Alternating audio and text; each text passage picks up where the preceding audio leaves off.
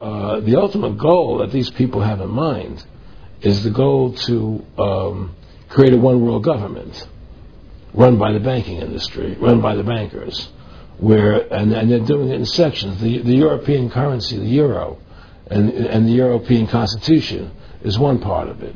Now they're trying to do it in America with the North American Union, right? And they want to create a new currency called the Amero, right?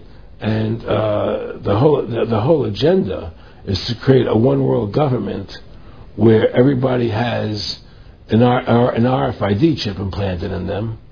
All money is to be in those chips, right? There'll be no more cash.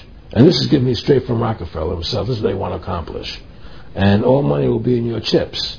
And so instead of having cash, anytime you have money in your chip, they can take out whatever they want to take out whenever they want to.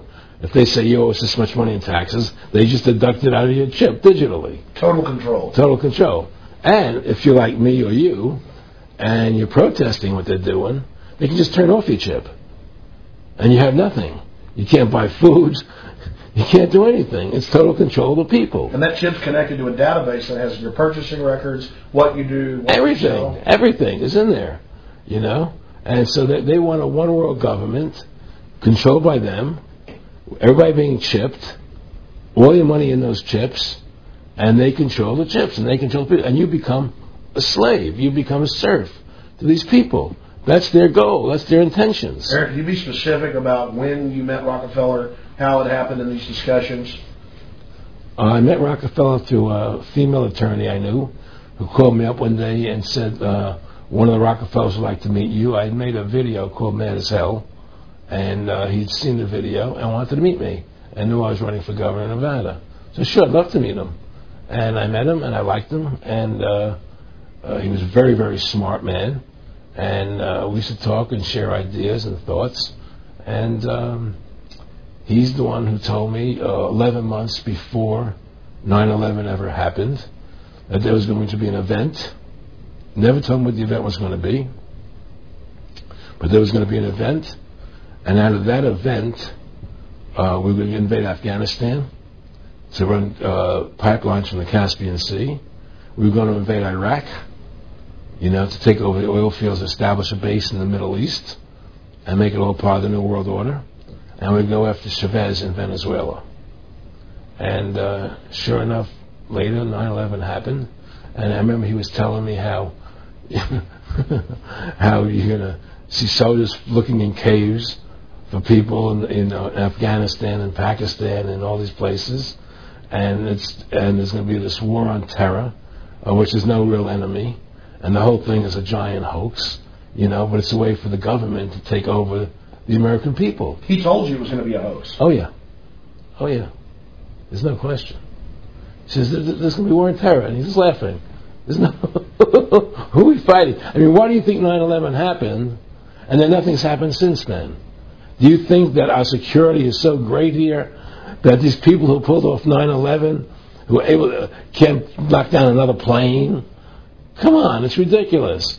9/11 was done by people in our own government and our own banking system to perpetuate the fear of the American people and to subordinating themselves to anything the government wants them to do. That's what it's about, and to create this war, this endless war on terror. And that's why and that was the first lie. And the next lie was going into Iraq, to get Saddam Hussein out with his weapons of mass destruction. That was the next lie. Now, specifically, this was a little over 6 years ago.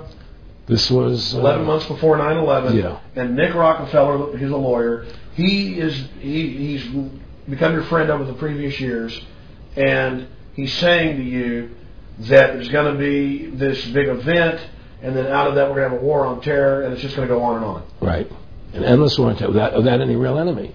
That you can never define a winner. And did he say that it's going to be perfect because you can't define an enemy? It just goes on and on? Yeah, because you can't define a winner.